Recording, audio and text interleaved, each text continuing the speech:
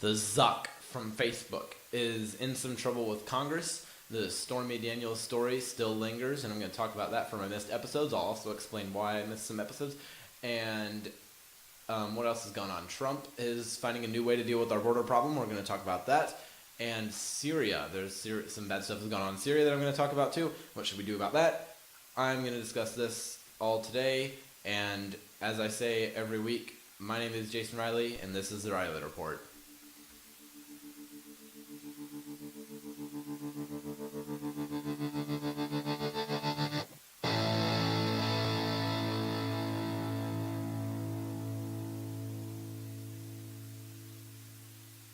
Okay, so I'm going to get straight up with the Zuck story. Mark Zuckerberg, I think today, I haven't heard too much about what went on there, but today he testified before Congress. So I'm going to explain what's going on here. So Mark Zuckerberg, there's this huge scandal going on with Facebook that basically they release everybody knows this, or at least most people know this. Facebook is free because you are paying Facebook with your information. A lot of people already knew this. Facebook takes your information, sells it to advertisers, and then advertisers will specifically target you if you like something. Like if you are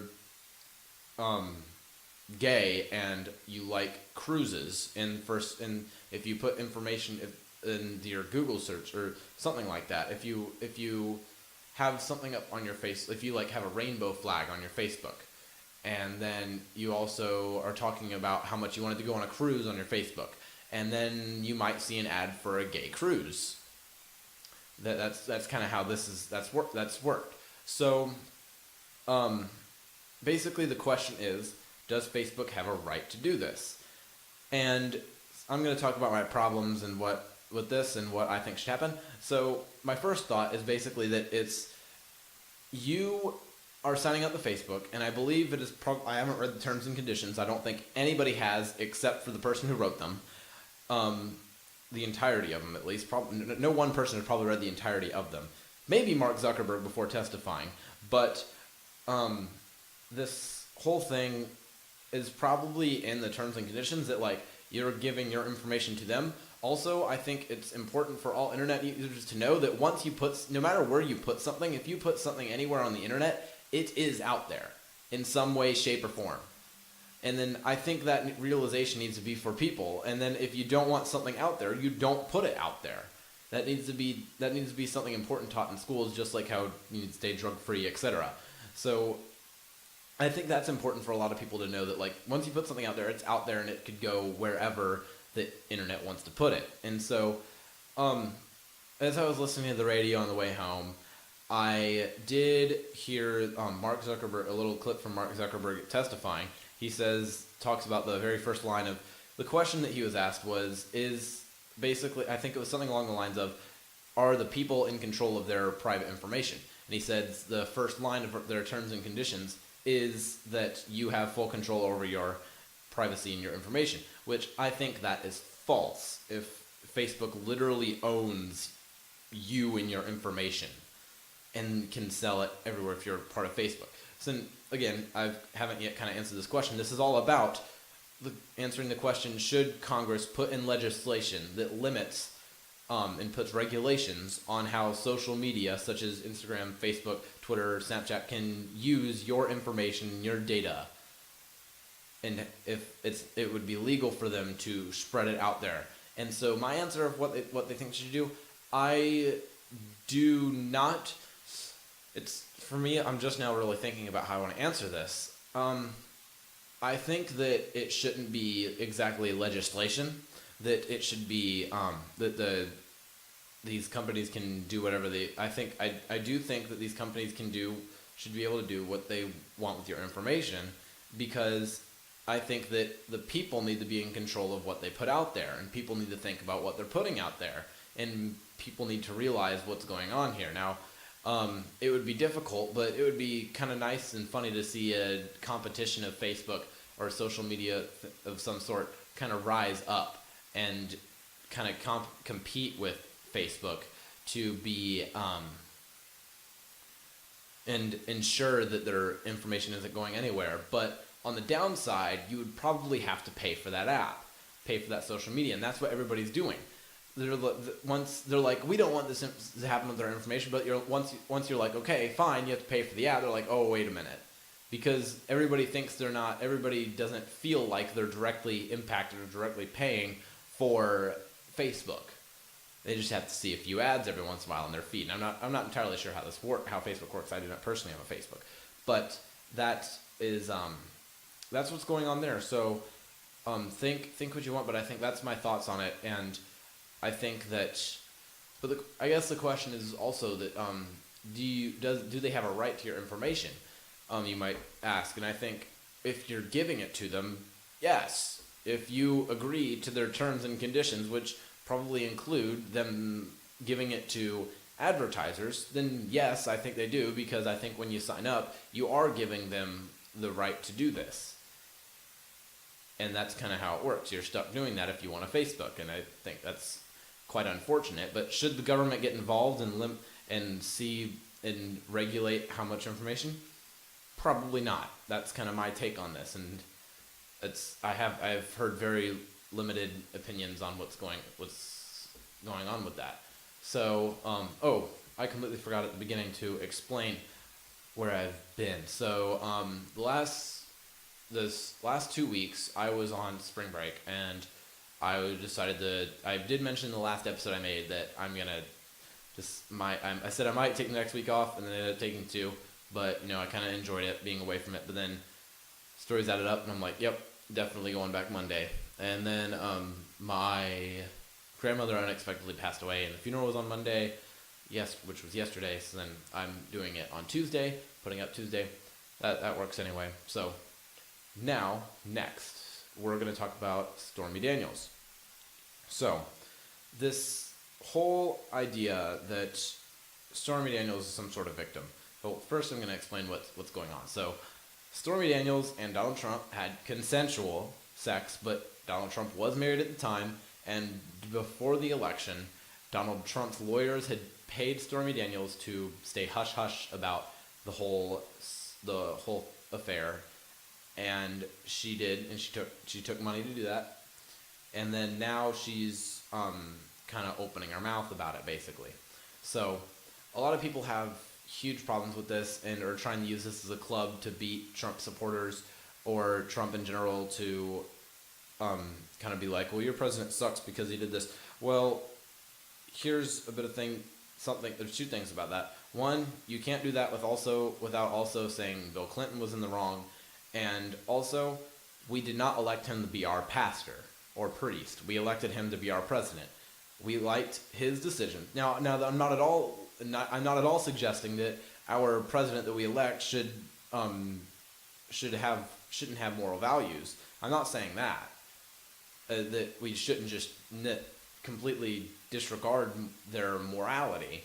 But what I'm saying is that you can't use this. I don't think you should be able to use this as a club to beat Trump supporters, because most of them probably don't like his behavior either. Most of them probably don't like that either about him. But what they liked about him was his policies that he fought for and things that he's done so far. So I don't think it's really right to do that. And it's really his personal life if he had consensual sex with somebody else. But the thing is that he is lying about it. He is coming out. I mean, I think it's very clear that this happened. He's trying to completely pretend this didn't happen. Oh no, this never happened.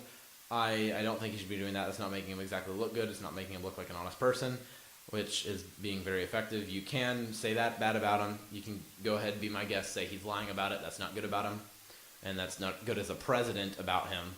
It's not. But this, I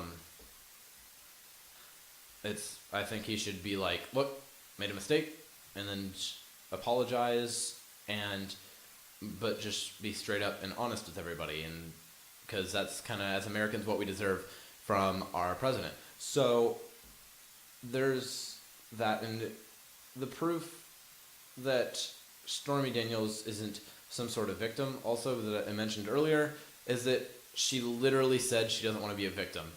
People are trying to put her with the Me Too thing, the Time's Up thing. I think that's ridiculous. She literally came out and said, I am not part of this Me Too thing. I'm not going to be part of this because I am not a victim. I had consensual sex with him is what she is saying. And she took the money. That's she cared about the money. And then, yeah, that's pretty much all I had to say about that. I don't know how you can say what some people are saying about it, which is that Trump is an awful president because of this. He's just dishonest and pretty immoral. And I disagree with his behavior, but I don't disagree with a lot of his policies. Anyway, that's my take on that situation. Moving on to number 3. Trump is decided to take another approach to the whole southern border problem, and he is deciding to move National Guard troops to our border. So, is it unconstitutional, is what I'm hearing some people ask? No. It is unconstitutional to move, say, members of the Army to the southern border, or the Navy, or deploy troops from those branches. But the National Guard can be moved there. It happened under the first Bush, I think. I don't remember. I'm sorry. Who did this previously? But what do I think about it? Is it right? Is it wrong? Well, I think I don't think there's anything wrong about it. Do I think it's necessary is the question. I think it's over the top. I think I would say you're being over the top with it. It's too much. But I mean, right now, I think it's just I think he's doing this just to make a statement that, like, this is important and that he's not going to back down from letting it go unsecured. But I will tell you this.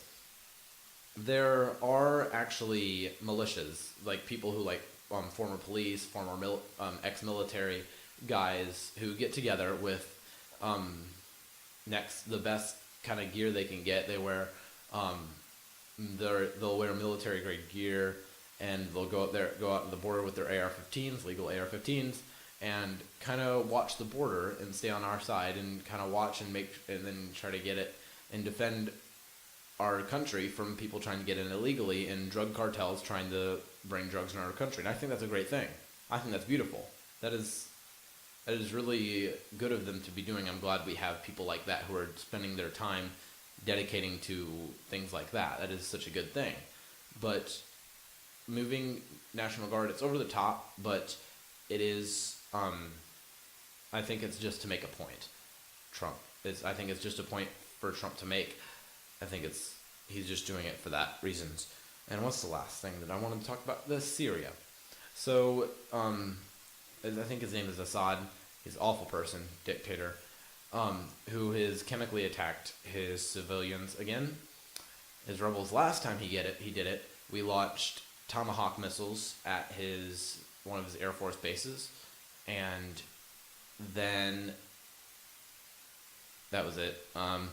Nothing really happened after that, but he did the chemical attacks again against his rebellious, brave civilians. And are we going to do something about it again? It is likely. UK and France have said they will work with the US to try to do something about it within days. Trump has said that he'll do something about it within the next 24 to 48 hours. Will it be a military strike? Probably. I think they're going to launch their more Tomahawk cruise missiles again at another target, probably a bigger target. I think that what I think should be done is I think military action should be taken because this is unacceptable. This guy is terrible. We should be escalating in reaction force after he does something like this. So when he did it the first time, we shot Tomahawk cruise missiles at one of his Air Force bases. Now we should be hitting a bigger target. We should be doing more. And that's what I think should be going on, and that's what is going on. Because it's unacceptable, and we did it once. We should be defending the freedom of everybody throughout the world, because as JFK said about the Vietnam War, I forget the direct quote. I'm really upset. I forget the direct quote, but it's something around a loss of freedom somewhere is a loss of freedom everywhere. And I think that's a good quote, whatever that one, the actual quote is. I think that's true every day for around the world. We need to have as much freedom in our world as possible. And that's what I do. That's what I fight for all the time. And so that kind of concludes this episode in today's today's news, and actually the past few weeks worth of news in a quick nutshell, all the biggest highlights, everything. And so I'm going to finish today and get some more things done. My name is Jason Riley, and this is the Riley Report.